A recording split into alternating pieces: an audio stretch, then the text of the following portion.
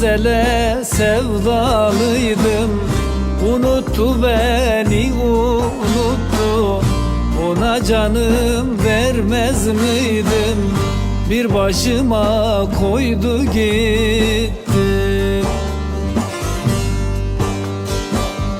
Gitti gitti bak ne oldu. Ne aradı ne de sordu.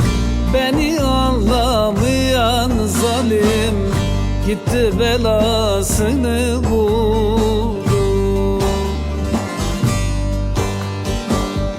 Gitti gitti bak ne oldu. Ne aradı ne de sordu. Beni anlamayan zalim gitti belasını buldu.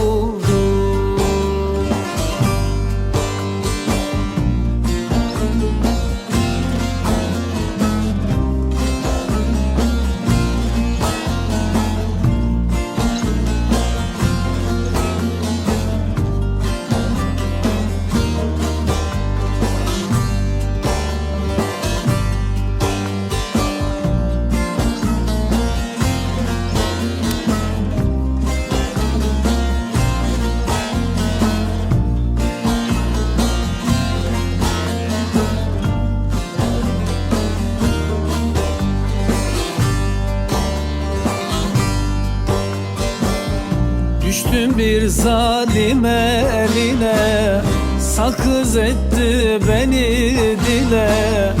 Tek ben onu çok sevmiştim, rezil etti el aleme. Gitti gitti bak ne oldu. Ne aradı ne de sordu. Beni anlamayan zalim gitti belasını buldu. Gitti gitti bak ne oldu. Ne aradı ne de sordu.